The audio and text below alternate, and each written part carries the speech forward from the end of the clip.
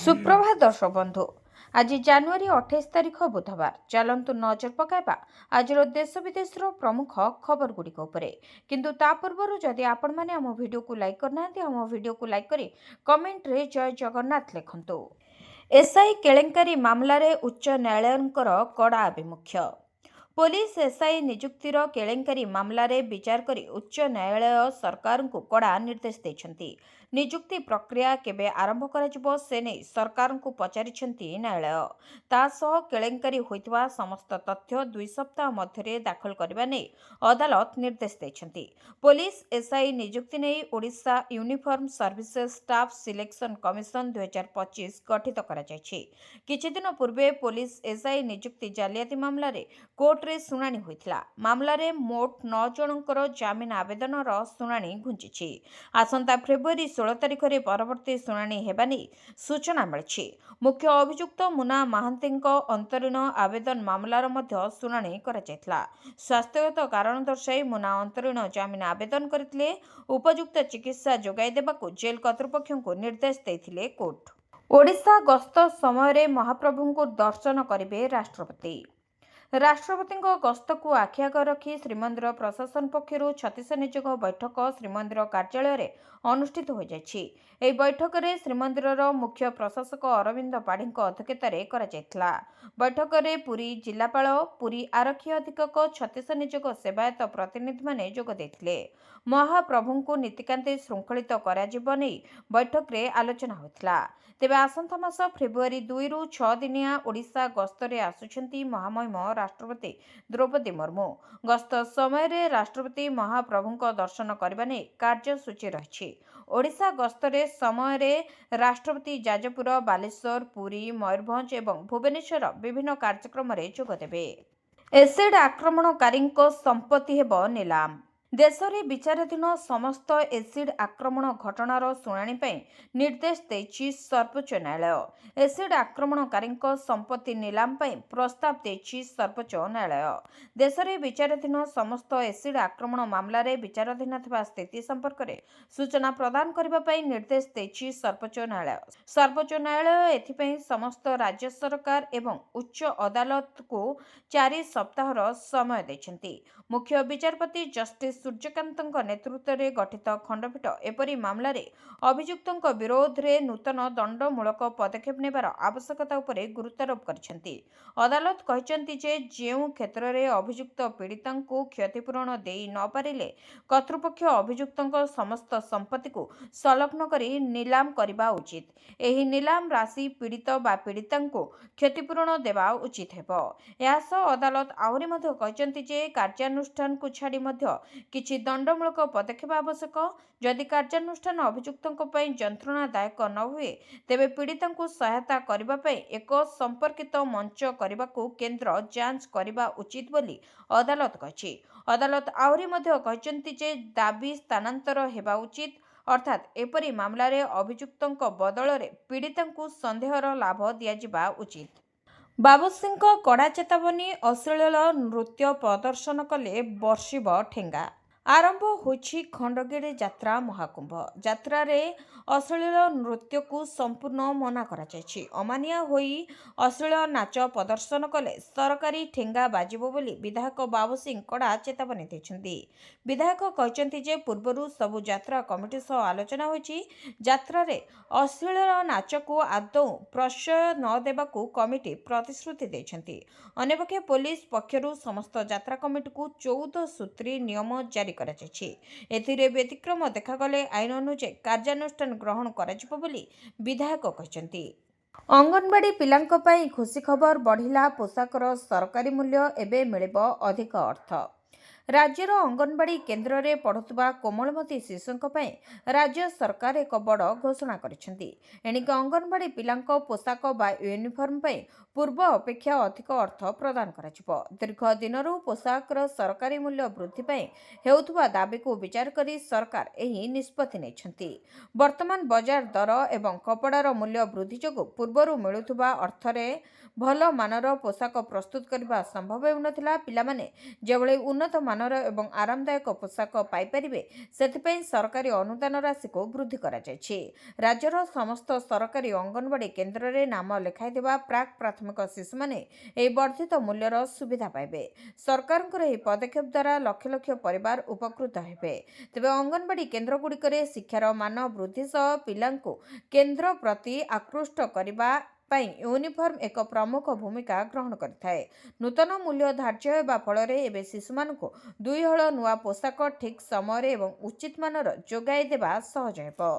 ଗଣଶିକ୍ଷା ମନ୍ତ୍ରୀଙ୍କ ବଡ଼ ଘୋଷଣା, ଆଦିବାସୀ ବହୁଳ ଜିଲ୍ଲାରେ ନିର୍ମାଣ ହେବ ଲକ୍ଷ୍ମଣ ନାୟକ ବିଦ୍ୟାଳୟ। ଆଦିବାସୀ ବହୁଳ ଜିଲ୍ଲାରେ ନିର୍ମାଣ ହେବ ଶହୀଦ ଲକ୍ଷ୍ମଣ ନାୟକ ବିଦ୍ୟାଳୟ। ଆଦିବାସୀ ପିଲାଙ୍କୁ ଗୁଣାତ୍ମକ ଶିକ୍ଷା ଯୋଗାଇ ଦେବା ଉଦ୍ଦେଶ୍ୟରେ ଏହା ନିର୍ମାଣ ହେବ। ଏନେଇ ସ୍କୁଲ ଓ ଗଣଶିକ୍ଷା ମନ୍ତ୍ରୀ ନିତ୍ୟାନନ୍ଦ ଗଣ୍ଡ ସୂଚନା ଦେଇଛନ୍ତି। ମନ୍ତ୍ରୀ କହିଛନ୍ତି, ବଡ଼ ଯୋଜନା ଆଣିବାକୁ ସରକାର ଚଳାଇଛନ୍ତି ମାନସ ମନ୍ଥନ। ପ୍ରଥମ ପର୍ଯ୍ୟାୟରେ ଜନଜାତି ଉନ୍ନୟନ ପରିଷଦ ଜିଲ୍ଲାରେ ନିର୍ମାଣ ହେବ। ଏଥିପାଇଁ 100 କୋଟିର ବ୍ୟୟବରାଦ କରିବାକୁ ସରକାର ଲକ୍ଷ୍ୟ ରଖିଛନ୍ତି ବୋଲି ମନ୍ତ୍ରୀ ସୂଚନା ଦେଇଛନ୍ତି। ବଡ଼ ସୂଚନା ଦେଲେ ମୋକିମ ନୂଆ ଦଳ ନାଁ କଲେ ଘୋଷଣା। ନୂଆ ଦଳ ଗଠନକୁ ନେଇ ମହମ୍ମଦ ମୋକିମଙ୍କ ବଡ଼ ସୂଚନା। ଗତ କିଛିଦିନ ହେବ ତାଙ୍କ ନୂଆ ଦଳ ନେଇ ଚର୍ଚ୍ଚା ଲାଗି ରହିଥିବା ବେଳେ ସେ ବଡ଼ ଖୁଲାସା କରିଛନ୍ତି। ଓଡ଼ିଶା ଜନତା କଂଗ୍ରେସ କିମ୍ବା ଓଡ଼ିଶା ଲୋକ କଂଗ୍ରେସ ନାଁ ହୋଇପାରେ ବୋଲି ସେ କହିଛନ୍ତି। ତେବେ ନିର୍ଣ୍ଣାୟକ ପର୍ଯ୍ୟାୟରେ ପହଞ୍ଚିନୁ, ଉଦ୍ୟମ ଜାରି ରହିଛି ବୋଲି କହିଛନ୍ତି ମୋକିମ। ତେବେ ଆଗକୁ ନିର୍ବାଚନ ରହିଥିବା ବେଳେ ମୋକିମ କହିଛନ୍ତି, ଦଳ ଗଠନ ପରେ ପୌର ଓ ପଞ୍ଚାୟତ ନିର୍ବାଚନକୁ ଦୃଷ୍ଟିରେ ରଖି କାମ କରିବୁ।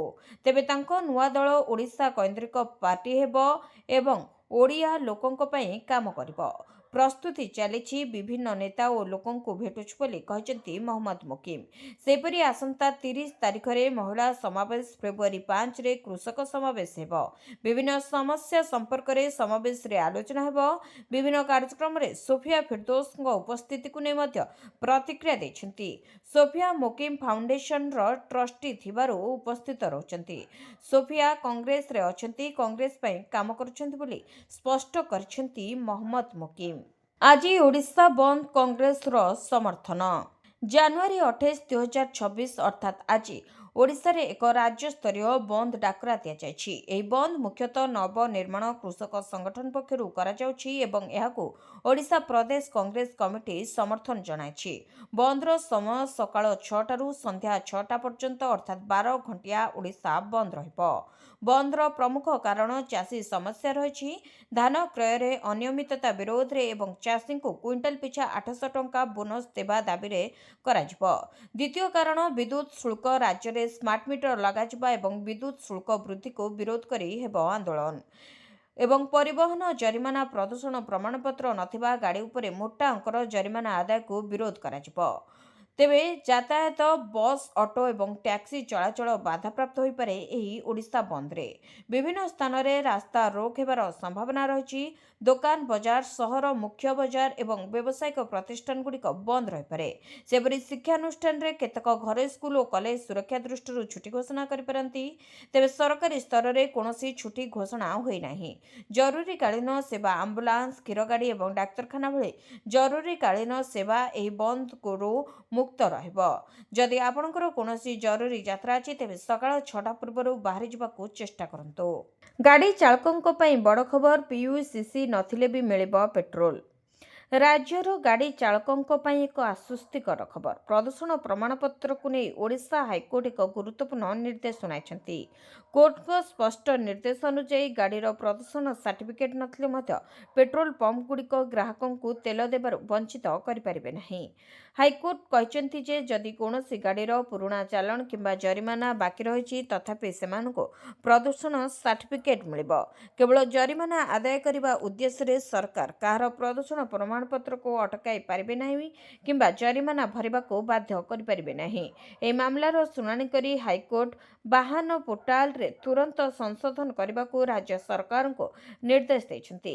ପୋର୍ଟାଲରେ ଏପରି ବ୍ୟବସ୍ଥା କରାଯାଉ ଯେପରି ଜରିମାନା ବାକି ଥିଲେ ମଧ୍ୟ ସାର୍ଟିଫିକେଟ୍ ବାହାର କରିବାରେ କୌଣସି ବାଧା ଉପୁଜିବ ନାହିଁ।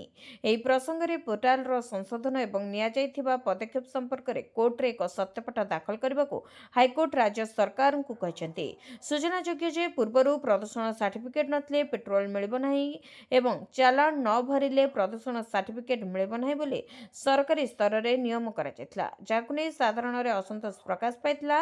ଏବେ ହାଇକୋର୍ଟଙ୍କ ଏହି ନିର୍ଦ୍ଦେଶ ପରେ ଗାଡ଼ି ମାଲିକମାନେ ବଡ଼ ଧରଣର ଆଶ୍ୱସ୍ତି ପାଇଛନ୍ତି। ନିପା ଭାଇରସ୍ ସାମାନ୍ୟ ସର୍ଦ୍ଦି ପରେ ମଧ୍ୟ ଏହା ସାଂଘାତିକ ହୋଇପାରେ, ଡାକ୍ତରଙ୍କ ଚେତାବନୀ। କେରଳ ଓ ପଶ୍ଚିମବଙ୍ଗରେ ନିପା ଭାଇରସ୍ ସଂକ୍ରମଣ ବୃଦ୍ଧି ପାଇବା ନେଇ ସ୍ୱାସ୍ଥ୍ୟ କର୍ତ୍ତୃପକ୍ଷ ଚେତାବନୀ ଦେଇଛନ୍ତି। ସଂକ୍ରାମକ ରୋଗ ବିଶେଷଜ୍ଞମାନେ କହିଛନ୍ତି ଯେ ଆତଙ୍କିତ ହେବା ପରିବର୍ତ୍ତେ ଶୀଘ୍ର ଚିହ୍ନଟ, ଡାକ୍ତରଖାନା ପ୍ରସ୍ତୁତି ଓ କଠୋର ସଂକ୍ରମଣ ନିୟନ୍ତ୍ରଣ ବ୍ୟବସ୍ଥା ଉପରେ ଧ୍ୟାନ ଦିଆଯିବା ଉଚିତ। ନିପା ଭାଇରସ୍ ବିରଳ ହେଲେ ବି ଅତ୍ୟନ୍ତ ମାରାତ୍ମକ। ଏଥିରେ ମୃତ୍ୟୁହାର ଅନ୍ୟାନ୍ୟ ଶ୍ୱାସକ୍ରିୟା ଜନିତ ରୋଗଠାରୁ ବହୁତ ଅଧିକ। ବିଶିଷ୍ଟ ସଂକ୍ରାମକ ରୋଗ ବିଶେଷଜ୍ଞ ଡାକ୍ତର ଦୀପ ନାରାୟଣ ମୁଖାର୍ଜୀ କହିଛନ୍ତି ଯେ ନିପା ଭୂତାଣୁ ହେଉଛି ଏକ RNA ଭୂତାଣୁ ଯାହା ଜ୍ୱର, ମୁଣ୍ଡବିନ୍ଧା, କାଶ, ଗଳା ଯନ୍ତ୍ରଣା ଓ ମାଂସପେଶୀ ଯନ୍ତ୍ରଣା ଭଳି ଲକ୍ଷଣ ସହିତ ଫ୍ଲୁ ବା ସର୍ଦ୍ଦିରୁ ଆରମ୍ଭ ହୁଏ। ଏହାକୁ ସାଧାରଣ ସର୍ଦ୍ଦି ମନେକରି ଲୋକମାନେ ଅବହେଳା କରିଥାନ୍ତି। ତେବେ ଏହି ରୋଗ ଦ୍ରୁତ ଗତିରେ ବଢ଼ିପାରେ। ଡାକ୍ତର ମୁଖାର୍ଜୀ କହିଛନ୍ତି ବେଳେବେଳେ ଏହା ମସ୍ତିଷ୍କକୁ ଯାଇ ଏନ୍ସେଫାଲାଇଟିସ୍ ସୃଷ୍ଟି କରିଥାଏ। ରୋଗୀ କୋମାକୁ ଯାଇପାରନ୍ତି ଏବଂ ଅନେକ ସମୟରେ ଏହି ରୋଗ ହେତୁ ମୃତ୍ୟୁବରଣ କରିପାରନ୍ତି। ଯାହାକୁ ନିପା ବିଶେଷ ବିପଜ୍ଜନକ କରିଥାଏ ତାହା ହେଉଛି ଏହାର ଗୁରୁତର ସ୍ନାୟୁଗତ ସମ୍ପୃକ୍ତି। ଏହି ଭୂତାଣୁରେ ପୀଡ଼ିତ ବ୍ୟକ୍ତିଙ୍କ ମୃତ୍ୟୁହାର 50ରୁ 75% ମଧ୍ୟରେ ରହିଛି। ଏହି ରୋଗକୁ ଦୁଇଟି ଭାଗରେ ବିଭକ୍ତ କରାଯାଇଛି, ପ୍ରାରମ୍ଭିକ ଲକ୍ଷଣ ଓ ବିଳମ୍ବିତ ଲକ୍ଷଣ। ପ୍ରାରମ୍ଭିକ ଲକ୍ଷଣ ଭିତରେ ଶ୍ୱାସକ୍ରିୟାରେ ସମସ୍ୟା, ମୁଣ୍ଡବିନ୍ଧା ଆଦି ଦେଖାଯାଇଥାଏ। ଗୁରୁତର ଲକ୍ଷଣ ମଧ୍ୟରେ କମ୍ପନ, କୋମା ଓ ମୃତ୍ୟୁ ଅନ୍ତର୍ଭୁକ୍ତ। ଛାତ ଉପରେ ଫୁଟିଲା ବୋମା ବିସ୍ଫୋରଣରେ 5 ଜଣ ଆହତ। ଅଶାନ୍ତ ହେଲା ରାଜଧାନୀ, ଫୁଟିଲା ବୋମା, 5 ଗୁରୁତର। ଘଟଣାସ୍ଥଳରେ 2ଟି ଅଗ୍ନିଶମ ଗାଡ଼ି ପହଞ୍ଚିବା ସହ ଭୁବନେଶ୍ୱର DCP ପହଞ୍ଚି ଆରମ୍ଭ କରିଛନ୍ତି ତଦନ୍ତ। ଭୁବନେଶ୍ୱର ସୁନ୍ଦରପଦା ନିଉ ଆଜାଦ ନଗରରେ ବୋମା ବିସ୍ଫୋରଣ ହୋଇଛି। ଛାତ ଉପରେ ହେଲା ବିସ୍ଫୋରଣ। ବୋମା ଭିଡ଼ିବା ବେଳେ ଏହି ବିସ୍ଫୋରଣ ହୋଇଥିଲା। ତେବେ ବୋମା ବିସ୍ଫୋରଣରେ 5 ଜଣ ଆହତ ହୋଇଥିବା ଜଣାପଡ଼ିଛି। ଆହତଙ୍କ ମଧ୍ୟରୁ 3 ଜଣ ମହିଳା ରହିଛନ୍ତି। ଘଟଣାସ୍ଥଳରେ ଏୟାରଫିଲ୍ଡ ଥାନା ପୋଲିସ ପହଞ୍ଚି ତଦନ୍ତ କରୁଛି। ତେବେ ଖବର ଅନୁଯାୟୀ ସ୍ଥାନୀୟ ଅଞ୍ଚଳରେ ଭୟ ସୃଷ୍ଟି କରିଛି। ଦିନକୁ ଦିନ ରାଜଧାନୀ ଭୁବନେଶ୍ୱର ଏବେ ଅଶାନ୍ତ ହୋଇପଡ଼ିଲାଣି। IMD ଜାରି କଲା ରେଡ୍ ଆଲର୍ଟ, ପବନ ସାଙ୍ଗକୁ ହୋଇପାରେ ପ୍ରବଳ ବର୍ଷା। ଦିଲ୍ଲୀ NCRରେ ପାଗ ପୁଣି ଖରାପ ଆଡ଼କୁ ମୁହାଁଉଛି। ଦିଲ୍ଲୀ ଏବଂ NCRର କିଛି ସ୍ଥାନରେ ହାଲୁକାରୁ ମଧ୍ୟମ ଧରଣର ବର୍ଷା ହୋଇଛି। ଭାରତ ପାଣିପାଗ ବିଭାଗ ବା IMD ଅନୁଯାୟୀ ସହରର କିଛି ଅଞ୍ଚଳ ପାଇଁ ରେଡ୍ ଆଲର୍ଟ ଏବଂ ବାକି ଅଞ୍ଚଳ ପାଇଁ ଅରେଞ୍ଜ ଆଲର୍ଟ ଜାରି କରାଯାଇଛି। ବର୍ଷା ସମୟରେ ସମ୍ଭାବ୍ୟ ସମସ୍ୟା ବିଷୟରେ ଦିଲ୍ଲୀବାସୀଙ୍କୁ ମଧ୍ୟ ସତର୍କ କରାଯାଇଛି। ବର୍ଷା ଜାତୀୟ ରାଜଧାନୀର ବିଗିଡ଼ିଥିବା ବାୟୁ ଗୁଣବତ୍ତାକୁ ଆଶ୍ୱସ୍ତି ଆଣିବ ବୋଲି ଆଶା କରାଯାଉଛି। IMD ଚେତାବନୀ ଦେଇଛି ଯେ ଉତ୍ତର ଦିଲ୍ଲୀ, ଉତ୍ତର ପଶ୍ଚିମ ଦିଲ୍ଲୀ, ମଧ୍ୟ ଦିଲ୍ଲୀ, ଉତ୍ତର ପୂର୍ବ ଦିଲ୍ଲୀ, ପଶ୍ଚିମ ଦିଲ୍ଲୀ ଏବଂ ଦକ୍ଷିଣ ପଶ୍ଚିମ ଦିଲ୍ଲୀରେ ରେଡ୍ ଆଲର୍ଟ ଜାରି କରାଯାଇଛି। ବିଭାଗ ଆଗାମୀ 48 ଘଣ୍ଟା ମଧ୍ୟରେ ଝଡ଼ ବର୍ଷା, ବଜ୍ରପାତ ଏବଂ କୁଆପଥର ସହିତ ହାଲୁକା ବର୍ଷା ଏମିତିକି 40ରୁ 60 କିଲୋମିଟର ବେଗରେ ପବନ ବହିବାର ପୂର୍ବ ଅନୁମାନ କରିଛି ଏବଂ ଲୋକମାନଙ୍କୁ ସତର୍କ ରହିବାକୁ ଅନୁରୋଧ କରିଛି। ଚୌଦ୍ୱାର ଘଟଣା ଚାପିବାକୁ କାହାର ଚାପ? 3 ମାସ ପରେ ବି କାହିଁକି ଚୁପ୍ ଜେଲ୍ ବିଭାଗ? ବିହାରୀ ଅପରାଧୀ ରାଜା ସାହାଣୀ ଓ ମଧୁକାନ୍ତ କୁମାର, ଏହି ଦୁଇ କୁଖ୍ୟାତ ଅପରାଧୀଙ୍କୁ ଖୋଜି ଖୋଜି ନାକରେ ପାଣି ପିଇ ସାରିଲାଣି ପୋଲିସ। ଏମାନଙ୍କୁ ଧରିବାକୁ ପୋଲିସ ଦିନରାତି ଏକ କରି ଦେଇଥିଲା। ହେଲେ ରାତାରାତି ଚୌଦ୍ୱାର ମଣ୍ଡଳ କାରାଗାରରୁ ଛୁ ମାରି ଦେଇଥିଲେ ଏହି ଦୁଇ କୁଖ୍ୟାତ ଅପରାଧୀ। ସିନେମାର ଦୃଶ୍ୟ ଭଳି ହାଇ ସିକ୍ୟୁରିଟି ସେଲ୍ କାଟି କମ୍ବଳରେ ଦୌଡ଼ି ତିଆରି କରିଥିଲେ। CCTVକୁ ଭାଙ୍ଗି ମହିଳା ୱାର୍ଡ ଦେଇ ମାତ୍ର କେଇ ଘଣ୍ଟା ଭିତରେ ଉଭାନ ହୋଇଯାଇଥିଲେ ଏହି ଦୁଇ ଅପରାଧୀ। ଘଟଣାକୁ 3 ମାସ ବିତି ଯାଇଥିଲେ ବି ଏଯାବତ୍ ସତ ସାମ୍ନାକୁ ଆସିପାରିଲାନି। ଜେଲ୍ ଭିତରର ଘଟଣାକୁ ନିଜେ ଜେଲ୍ ବିଭାଗ ତଦନ୍ତ କରି ତଦନ୍ତ ରିପୋର୍ଟ ସାର୍ବଜନୀନ କଲାନି, ଯାହା ପୂରା ଘଟଣାକୁ ଆହୁରି ରହସ୍ୟ ଘେରକୁ ଟାଣିଲା। ଏବେ ଚାରିଆଡ଼େ ଚର୍ଚ୍ଚା। କଟକ ଭସାଣ ଯାତ୍ରାରେ କଟକ ପୋଲିସ ପ୍ରସ୍ତୁତ ହେଉଥିବା ବେଳେ ଜାଣିଶୁଣି ଦୁଇ ବିହାରୀଙ୍କୁ ଖସାଇବା ପାଇଁ କୁଆଡ଼େ କିଛି ଅସାଧୁ ଜେଲ୍ ଭିତରୁ ହିଁ ଷଡ଼ଯନ୍ତ୍ରର ନକ୍ସା ତିଆରି କରିଥିଲେ। ସେପଟେ ଚୌଦ୍ୱାର ଜେଲ୍ କଳି ବଢ଼ିବାରେ ଲାଗିଛି।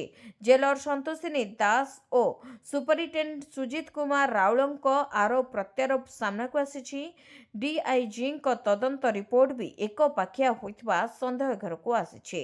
ଏହି ଜେଲ୍ କଳି ଏବେ ହାଟରେ ପଡ଼ି ଦାଣ୍ଡରେ ଗଡ଼ୁଥିବା ବେଳେ ମୁହଁ ଖୋଲୁନାହାନ୍ତି ଜେଲ୍ ଡିଜି।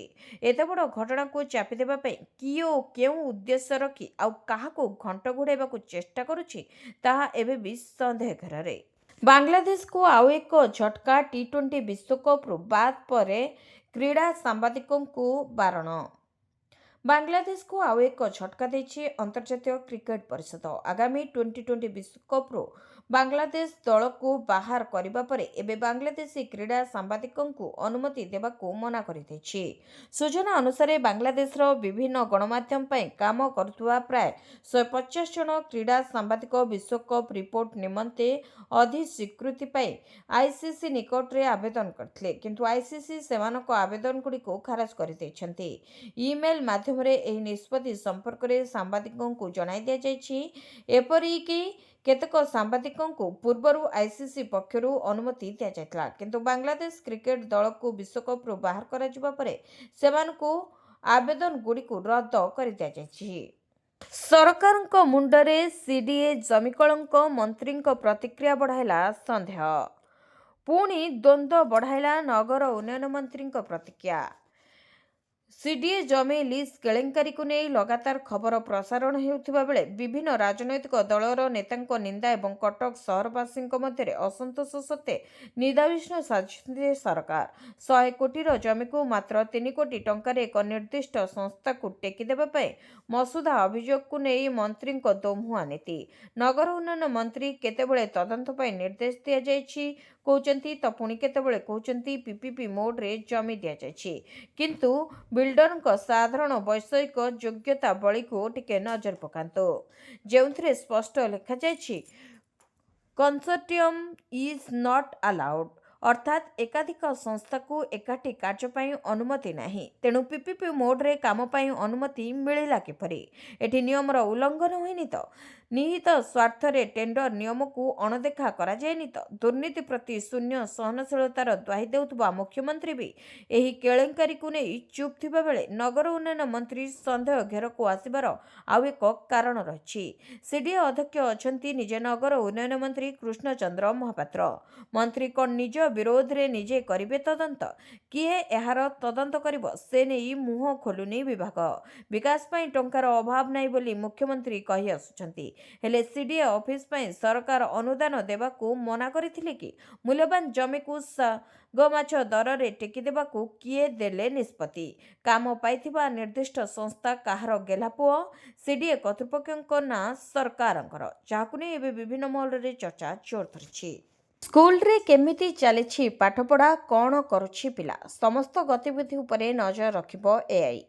ଆପଣଙ୍କ ପିଲା ସ୍କୁଲରେ କ'ଣ କରୁଛି, ପାଠ ପଢ଼ୁଛି ନା ନାହିଁ, କେଉଁ ଶିକ୍ଷକ କେତେ ସମୟ ପାଠ ପଢ଼ାଉଛନ୍ତି, କିଏ ଅନୁପସ୍ଥିତ ରହୁଛନ୍ତି, ସବୁ ସ୍କୁଲର ଗତିବିଧି ଉପରେ ଏଣିକି ନଜର ରଖିବ ଏଆଇ। ଖୁବ୍ ଶୀଘ୍ର ଏହାକୁ କାର୍ଯ୍ୟକାରୀ କରିବାକୁ ଯାଉଛି ଗଣଶିକ୍ଷା ବିଭାଗ। ସ୍କୁଲରେ କେମିତି ହେଉଛି ପାଠପଢ଼ା, ଶ୍ରେଣୀଗୃହରେ ଶିକ୍ଷକ କ'ଣ ପଢ଼ାଉଛନ୍ତି, ଛାତ୍ରଛାତ୍ରୀ ଓ ଶିକ୍ଷକ ଉପସ୍ଥିତ ରହୁଛନ୍ତି କି ନାହିଁ, ଏସବୁ ଉପରେ ତୀକ୍ଷ୍ଣ ନଜର ରଖିବ ଏଆଇ। ମୟୂରଭଞ୍ଜରୁ ମାଲକାନଗିରି, ବାଲେଶ୍ୱରରୁ ବଲାଙ୍ଗୀର ସବୁ ସ୍କୁଲ ଉପରେ ମନିଟରିଂ କରିବ ହେଡକ୍ୱାର୍ଟର୍ସ। ଶିକ୍ଷା ବ୍ୟବସ୍ଥାରେ ଆହୁରି ସଂସ୍କାର ଆଣିବାକୁ ବ୍ୟବହାର ହେବ କୃତ୍ରିମ ବୁଦ୍ଧିମତ୍ତା ବା ଆର୍ଟିଫିସିଆଲ ଇଣ୍ଟେଲିଜେନ୍ସ। ଏଥିପାଇଁ 5,000ରୁ ଅଧିକ ସ୍କୁଲରେ ଏଆଇ ଦ୍ୱାରା ପରିଚାଳିତ ଭର୍ଚୁଆଲ କ୍ଲାସରୁମ୍ ଓ ଡିଜିଟାଲ ମୂଲ୍ୟାୟନ ବ୍ୟବସ୍ଥା କରାଯିବ। ଓଡ଼ିଶା ସ୍କୁଲ ଶିକ୍ଷା କାର୍ଯ୍ୟକ୍ରମ ପ୍ରାଧିକରଣ ବା ଓସେପା ତରଫରୁ 5,317ଟି ସରକାରୀ ଏବଂ ସରକାରୀ ଅନୁଦାନପ୍ରାପ୍ତ ସ୍କୁଲରେ ଏହାର ବ୍ୟବସ୍ଥା କରାଯିବ। ପ୍ରଥମରୁ ଦ୍ୱାଦଶ ପର୍ଯ୍ୟନ୍ତ ଶ୍ରେଣୀ ଉପରେ ଦିଆଯିବ ପ୍ରାଧାନ୍ୟ। ଡିଜିଟାଲ ବିଷୟବସ୍ତୁ ଏବଂ ଏଆଇ ପ୍ରଯୁକ୍ତିବିଦ୍ୟା ସାହାଯ୍ୟରେ ଛାତ୍ରଛାତ୍ରୀଙ୍କୁ ଅଧିକ ଦକ୍ଷ କରାଇବା ହେଉଛି ଏହାର ପ୍ରାଥମିକ ଉଦ୍ଦେଶ୍ୟ। ବେଳେବେଳେ ସ୍କୁଲରେ ଅସଙ୍ଗତିର ଚିତ୍ର ଆସେ। କେଉଁଠି ପିଲା ଅଧାରୁ ପାଠ ଛାଡୁଛନ୍ତି, ଆଉ କେଉଁଠି ପିଲା ପାଠ ପଢ଼ିବାକୁ ସ୍କୁଲ ଯାଉନାହାନ୍ତି। ତେଣୁ ଏହି ଡିଜିଟାଲାଇଜେସନ ବ୍ୟବସ୍ଥା କରି ସ୍କୁଲରେ ଶୈକ୍ଷିକ ବାତାବରଣ ଫେରାଇ ଆଣିବାକୁ ପ୍ରୟାସ କରାଯାଇଛି। ରାଜ୍ୟର ଅଧିକାଂଶ ସ୍ଥାନରେ ଇଣ୍ଟରନେଟ୍ ସଂଯୋଗ ନଥିବାରୁ ସ୍ମାର୍ଟ କ୍ଲାସ ବାସ୍ତବତାର ରୂପ ନେଇପାରୁନି। ତେଣୁ ଗଣଶିକ୍ଷା ବିଭାଗ ପକ୍ଷରୁ ଏହି ଯେଉଁ ବ୍ୟବସ୍ଥା କରାଯାଉଛି ତାହା କେମିତି ଗ୍ରାଉଣ୍ଡରେ କାର୍ଯ୍ୟକାରୀ ହେବ ତାହା ବଡ଼ ପ୍ରଶ୍ନବାଚୀ। ଖୁବ୍ ଶୀଘ୍ର ଚାଷୀଙ୍କ ଖାତାକୁ ଆସିବ 2,000 ଟଙ୍କା। ପ୍ରଧାନମନ୍ତ୍ରୀ କିଷାନ ସମ୍ମାନ ନିଧି ଯୋଜନା ସରକାରଙ୍କର ଏକ କୃଷକ କଲ୍ୟାଣ ଯୋଜନା। ଏହି ଯୋଜନା ଅଧୀନରେ ସରକାର ଦେଶର ଚାଷୀ ପରିବାରକୁ ବାର୍ଷିକ 6,000 ଟଙ୍କାର ଆର୍ଥିକ ସହାୟତା ପ୍ରଦାନ କରୁଛନ୍ତି, ଯାହାଦ୍ୱାରା ଚାଷୀ ଭାଇ ଓ ଭଉଣୀମାନେ ସେମାନଙ୍କର ଚାଷ ଓ ପାରିବାରିକ ଖର୍ଚ୍ଚର କିଛି ସହାୟତା ପାଇପାରୁଛନ୍ତି।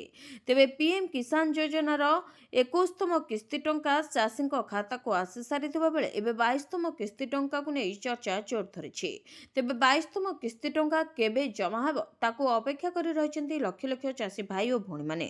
ପ୍ରଧାନମନ୍ତ୍ରୀ କିଷାନ ଯୋଜନାର 22ତମ କିସ୍ତି ମାର୍ଚ୍ଚରୁ ଏପ୍ରିଲ 2026 ମଧ୍ୟରେ ଚାଷୀଙ୍କ ବ୍ୟାଙ୍କ ଆକାଉଣ୍ଟରେ ଜମା ହେବାର ସମ୍ଭାବନା ରହିଛି। ତେବେ ଏନେଇ କିନ୍ତୁ ସରକାରଙ୍କ ପକ୍ଷରୁ କୌଣସି ତାରିଖ ଏଯାବତ୍ ଘୋଷଣା କରାଯାଇ ନାହିଁ କିମ୍ବା କିଛି ବିଜ୍ଞପ୍ତି ପ୍ରକାଶ ପାଇ ନାହିଁ। ତଥାପି ଜାତୀୟ ଗଣମାଧ୍ୟମର ରିପୋର୍ଟ ଅନୁସାରେ ମାର୍ଚ୍ଚରୁ ଏପ୍ରିଲ ମଧ୍ୟରେ ଏହି ଟଙ୍କା ଚାଷୀଙ୍କ ଖାତାକୁ ଆସିପାରେ ବୋଲି ଆଶା କରାଯାଉଛି। ତେବେ ସାଧାରଣତଃ ପିଏମ୍ କିଷାନର ଏହି କିସ୍ତି ଟଙ୍କା ପ୍ରତି 4 ମାସରେ ଥରେ ଦିଆଯାଇଥାଏ। ପ୍ରତ୍ୟେକ କିସ୍ତିର ପରିମାଣ 2,000 ଟଙ୍କା ହୋଇଥାଏ। ପୂର୍ବରୁ 21ତମ କିସ୍ତି ଟଙ୍କା ନଭେମ୍ବର ମାସରେ ଚାଷୀଙ୍କ ଖାତାକୁ ଆସିଥିବା ବେଳେ ଏବେ 22ତମ କିସ୍ତି ଟଙ୍କା ମାର୍ଚ୍ଚ ଶେଷ କିମ୍ବା ଏପ୍ରିଲ ଆରମ୍ଭରେ ଚାଷୀଙ୍କ ଖାତାକୁ ଆସିବ ବୋଲି କୁହାଯାଉଛି। ଏହି ଦିନ ପୁଣି ମହିଳାଙ୍କ ଖାତାକୁ ଆସିବ 5,000 ଟଙ୍କା। ଜାଣନ୍ତୁ ସମ୍ପୂର୍ଣ୍ଣ ଡିଟେଲ୍ସ। ସୁଭଦ୍ରା ଯୋଜନାର ତୃତୀୟ ପର୍ଯ୍ୟାୟ ଟଙ୍କା ହିତାଧିକାରୀଙ୍କ ଖାତାକୁ ଆସିସାରିଛି।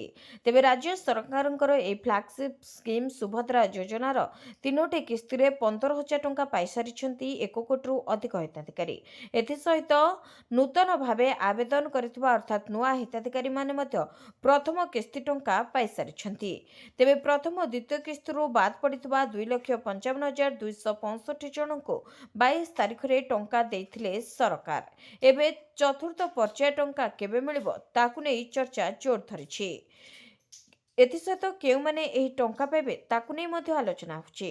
ତେବେ ସରକାରଙ୍କ ସୂଚନା ଅନୁସାରେ ସମସ୍ତ ଯୋଗ୍ୟ ହିତାଧିକାରୀଙ୍କ ନିକଟରେ ସୁଭଦ୍ରା ଯୋଜନା ଟଙ୍କା ପହଞ୍ଚିବ। ଏନେଇ ପୂର୍ବରୁ ମଧ୍ୟ ଘୋଷଣା କରିସାରିଛନ୍ତି ରାଜ୍ୟ ସରକାର। ତେବେ ଆସନ୍ତା ମହିଳା ଦିବସ ଅର୍ଥାତ୍ 2026 ମାର୍ଚ୍ଚ 8 ତାରିଖରେ ମିଳିବ ସୁଭଦ୍ରା ଯୋଜନାର ଚତୁର୍ଥ କିସ୍ତି ଟଙ୍କା। ରାକ୍ଷୀ ପୂର୍ଣ୍ଣିମାରେ ମିଳିଥିଲା ତୃତୀୟ କିସ୍ତି ଟଙ୍କା। ଏବେ ଅନ୍ତର୍ଜାତୀୟ ମହିଳା ଦିବସରେ ଚତୁର୍ଥ କିସ୍ତି ଟଙ୍କା ମିଳିବ। ଏଥିରେ 5,000 ଟଙ୍କା ହିତାଧିକାରୀଙ୍କ ଖାତାକୁ ଆସିବ। ଶଙ୍କରାଚାର୍ଯ୍ୟଙ୍କୁ ଛଦ୍ମବେଶୀ ଅସୁର କହିଲେ ଯୋଗୀ ଆଦିତ୍ୟନାଥ, ତେଜିଲା ବିବାଦ। ନୂଆ ମୋଡ଼ରେ ଶଙ୍କରାଚାର୍ଯ୍ୟ ସ୍ୱାମୀ ଅବିମୁକ୍ତେଶ୍ୱରାନନ୍ଦ ସରସ୍ୱତୀ ଏବଂ ଉତ୍ତରପ୍ରଦେଶ ମୁଖ୍ୟମନ୍ତ୍ରୀ ଯୋଗୀ ଆଦିତ୍ୟନାଥଙ୍କ ମଧ୍ୟରେ ଚାଲିଥିବା ବିବାଦ। ମୁଖ୍ୟମନ୍ତ୍ରୀଙ୍କ ପ୍ରତି କରାଯାଇଥିବା ମନ୍ତବ୍ୟରେ ମର୍ମାହତ ହୋଇ ଅଯୋଧ୍ୟାର ଜଣେ ବରିଷ୍ଠ ପ୍ରଶାସନିକ ଅଧିକାରୀ ନିଜ ପଦରୁ ଇସ୍ତଫା ଦେଇଛନ୍ତି। ଏହି ବିବାଦ ଚଳିତ ମାସ ପ୍ରୟାଗରାଜ ମାଘ ମେଳାରୁ ଆରମ୍ଭ ହୋଇଛି, ଯେତେବେଳେ ସଙ୍ଗମରେ ପବିତ୍ର ବୁଡ଼ ପକାଇବାକୁ ଯାଇଥିବା ଶଙ୍କରାଚାର୍ଯ୍ୟଙ୍କ ରଥକୁ ପ୍ରଶାସନ ଅଟକାଇଥିଲା। ଭିଡ଼ ଯୋଗୁଁ ଦଳାଚକଟା ଆଶଙ୍କାରେ ଶଙ୍କରାଚାର୍ଯ୍ୟଙ୍କୁ ଚାଲି ଚାଲି ଯିବାକୁ କୁହାଯାଇଥିଲା, ଯାହାକୁ ସେ ଅପମାନ ବୋଲି କହି ପ୍ରତିବାଦ କରିଥିଲେ। ଏହାପରେ ମୁଖ୍ୟମନ୍ତ୍ରୀ ଯୋଗୀ ଆଦିତ୍ୟନାଥ ଶଙ୍କରାଚାର୍ଯ୍ୟଙ୍କ ନାଁ ନ ନେଇ ତାଙ୍କୁ କାଳନେମୀ ବା ଛଦ୍ମବେଶୀ ଅସୁର ସହ ତୁଳନା କରି ସତର୍କ ରହିବାକୁ ଲୋକଙ୍କୁ ପରାମର୍ଶ ଦେଇଥିଲେ। ଏହାର ଜବାବରେ ଶଙ୍କରାଚାର୍ଯ୍ୟ କହିଥିଲେ ଯେ ଯୋଗୀ ଜଣେ ରାଜନେତା, ସେ ଧର୍ମ ବିଷୟରେ କଥା ନ ହୋଇ ଶିକ୍ଷା ଓ ସ୍ୱାସ୍ଥ୍ୟ ଉପରେ ଧ୍ୟାନ ଦେବା ଉଚିତ। ଏହାପରେ ଅଯୋଧ୍ୟାର deputy GST commissioner Prashant Kumar Singh ନିଜ ପଦରୁ ଇସ୍ତଫା ଦେଇଛନ୍ତି। ସେ କହିଛନ୍ତି, ମୁଖ୍ୟମନ୍ତ୍ରୀ, ପ୍ରଧାନମନ୍ତ୍ରୀ ଏବଂ ସମ୍ବିଧାନର ସମ୍ମାନ ରକ୍ଷା ପାଇଁ ମୁଁ ଏହି ନିଷ୍ପତ୍ତି ନେଇଛି। ଶଙ୍କରାଚାର୍ଯ୍ୟଙ୍କ ମନ୍ତବ୍ୟ ସମାଜକୁ ବିଭାଜିତ କରୁଛି ଏବଂ ଜଣେ ଗଣତାନ୍ତ୍ରିକ ଭାବେ ନିର୍ବାଚିତ ମୁଖ୍ୟମନ୍ତ୍ରୀଙ୍କ ପ୍ରତି ଏପରି ଅପମାନ ସେ ସହ୍ୟ କରିପାରିବେ ନାହିଁ। ସରକାର ତାଙ୍କର ଅନ୍ନଦାତା, ତେଣୁ ରୋବୋଟ ଭଳି କେବଳ ଦରମା ନେବା ତାଙ୍କର କର୍ତ୍ତବ୍ୟ ନୁହେଁ। ଶଙ୍କରାଚାର୍ଯ୍ୟ ଅନୁସୂଚିତ ଜାତି, ଜନଜାତି ଏବଂ ଓବିସି ଛାତ୍ରଙ୍କ ପାଇଁ ୟୁଜିସିର ନୂତନ ନିୟମକୁ ମଧ୍ୟ ସମାଲୋଚନା କରିଛନ୍ତି। ସେ କହିଛନ୍ତି ଯେ କୌଣସି ଜାତି ଅନ୍ୟାୟୀ ନୁହେଁ, ବରଂ ବ୍ୟକ୍ତି ବିଶେଷ ଅନ୍ୟାୟୀ ହୋଇପାରନ୍ତି। ଜାତି ଜାତି ମଧ୍ୟରେ ବିବାଦ ସୃଷ୍ଟି କରିବା ହିନ୍ଦୁ ଧର୍ମ ପାଇଁ କ୍ଷତିକାରକ, ତେଣୁ ଏହି ନିୟମ ପ୍ରତ୍ୟାହାର ହେବା ଉଚିତ। ଇସ୍ତଫା ଦେଇଥିବା ଅଧିକାରୀ ପ୍ରଶାନ୍ତ ସିଂ ଆଗାମୀ ଦିନରେ ସମାଜସେବା କରିବେ ବୋଲି କହିଛନ୍ତି। କମିବ ଶୀତ, ବଢ଼ିବ ରାତି ତାପମାତ୍ରା, ଘନ କୁହୁଡ଼ି ନେଇ ଆଲର୍ଟ। ଉପକୂଳ ଓଡ଼ିଶାରେ ଶୀତ କମିବ। ଭୁବନେଶ୍ୱର ସମେତ ପୁରୀ, ଖୋର୍ଦ୍ଧା, କଟକ, ଯାଜପୁର, ଭଦ୍ରକ, କେନ୍ଦ୍ରାପଡ଼ା ଓ ଗୋପାଳପୁରରେ ପାରଦ 15 ଡିଗ୍ରୀ ବା ଏହାଠାରୁ ଅଧିକ ରହିବ। ଏନେଇ ପାଣିପାଗ କେନ୍ଦ୍ର ପକ୍ଷରୁ ସୂଚନା ମିଳିଛି। ଭୁବନେଶ୍ୱର ପାଣିପାଗ ନିର୍ଦ୍ଦେଶିକା ମନୋରମା ମହାନ୍ତି କହିଛନ୍ତି ଯେ ଓଡ଼ିଶାରେ ଶୀତ ପ୍ରକୋପ ଏବେ ଜାରି ରହିବ। ରାଜ୍ୟର ସମସ୍ତ ଜିଲ୍ଲାରେ ଏବେ ପାଗ ପ୍ରାୟତଃ ଶୁଖିଲା ରହିବ। କୌଣସି ସ୍ଥାନରେ ବର୍ଷା ରେକର୍ଡ ହୋଇନାହିଁ। ତେବେ ଥଣ୍ଡା ପାଗ ଉତ୍ତର ଓ ଆଭ୍ୟନ୍ତରୀଣ ଓଡ଼ିଶାରେ ଅଧିକ ପ୍ରଭାବ ପଡ଼ୁଥିବା ବେଳେ ଦକ୍ଷିଣ ଉପକୂଳ ଅଞ୍ଚଳରେ ତାପମାତ୍ରା ଅପେକ୍ଷାକୃତ ଅଧିକ ରହିଛି। ଆଗକୁ ରାଜ୍ୟର ସର୍ବନିମ୍ନ ତାପମାତ୍ରା 2ରୁ 3 ଡିଗ୍ରୀ ବୃଦ୍ଧି ପାଇବାର ସମ୍ଭାବନା ରହିଛି। ଶୀତ ଆହୁରି କମିବ ବୋଲି ଭାରତୀୟ ପାଣିପାଗ ବିଭାଗ ଆକଳନ କରିଛି। ସେହିପରି ସକାଳୁ ଭୁବନେଶ୍ୱର ଏବଂ ଏହାର ଆଖପାଖ ଅଞ୍ଚଳରେ ଘନ କୁହୁଡ଼ି ରହିବ। ଦିନର ସର୍ବୋଚ୍ଚ ତାପମାତ୍ରା 32 ଡିଗ୍ରୀ ଏବଂ ସର୍ବନିମ୍ନ ରାତି ତାପମାତ୍ରା 14 ଡିଗ୍ରୀ ମଧ୍ୟରେ ରହିବ। ଦେଶବ୍ୟାପୀ ସରକାରୀ ବ୍ୟାଙ୍କ କର୍ମଚାରୀଙ୍କ ଆନ୍ଦୋଳନ। ଦେଶବ୍ୟାପୀ ସରକାରୀ ବ୍ୟାଙ୍କ କର୍ମଚାରୀ ଆନ୍ଦୋଳନକୁ ଓହ୍ଲାଇଛନ୍ତି। United forum of bank union ପକ୍ଷରୁ ଏହି ଆନ୍ଦୋଳନ କରାଯାଇଛି। ଏହି ଧର୍ମଘଟ ଦ୍ୱାରା ବ୍ୟାଙ୍କ ସେବା ଗୁରୁତର ଭାବରେ ପ୍ରଭାବିତ ହୋଇଛି। ସପ୍ତାହରେ 5 ଦିନ କାମ କରିବା ଦାବିରେ ଆନ୍ଦୋଳନ ଡାକରା ଦିଆଯାଇଛି। 3 ଦିନ ଛୁଟି ପରେ ଚତୁର୍ଥ ଦିନ ପାଇଁ ବ୍ୟାଙ୍କଗୁଡ଼ିକ ବନ୍ଦ ରହିବ ବୋଲି ଆଶା କରାଯାଉଛି, ଯାହାଦ୍ୱାରା ନଗଦ ଟଙ୍କା ଜମା ଓ ଚେକ୍ କ୍ଲିୟରାନ୍ସ ଭଳି କାମ ପ୍ରଭାବିତ ହେବାର ସମ୍ଭାବନା ରହିଛି। ପ୍ରକୃତରେ ବ୍ୟାଙ୍କ କର୍ମଚାରୀମାନେ ଦୀର୍ଘ ଦିନ ଧରି 5 ଦିନିଆ କାର୍ଯ୍ୟ ସପ୍ତାହ ଦାବି କରି ଆସୁଛନ୍ତି। ବର୍ତ୍ତମାନ କର୍ମଚାରୀମାନେ ରବିବାର ସହିତ ମାସର ଦ୍ୱିତୀୟ ଏବଂ ଶେଷ ଶନିବାରକୁ ମଧ୍ୟ ଛୁଟି ଭାବରେ ପାଆନ୍ତି। ବ୍ୟାଙ୍କ ୟୁନିୟନ 2 ଦିନିଆ ସାପ୍ତାହିକ ଛୁଟି ଶନିବାର ଏବଂ ରବିବାର ଦାବି କରୁଛନ୍ତି। 2024 ମସିହାରେ ସରକାର ଏବଂ ବ୍ୟାଙ୍କ ୟୁନିୟନ ମଧ୍ୟରେ 5 ଦିନିଆ କାର୍ଯ୍ୟ ସପ୍ତାହ ସମ୍ପର୍କରେ ଏକ ଚୁକ୍ତି ହୋଇଥିଲା। ଏହା ସତ୍ତ୍ୱେ ଏପର୍ଯ୍ୟନ୍ତ ଏକ ସରକାରୀ ବିଜ୍ଞପ୍ତି ଜାରି କରାଯାଇ ନାହିଁ। ପ୍ରତିବାଦରେ ପୁଣି ଥରେ ଏହି ଦେଶବ୍ୟାପୀ ବ୍ୟାଙ୍କ ଧର୍ମଘଟ ଅନୁଷ୍ଠିତ ହୋଇଛି।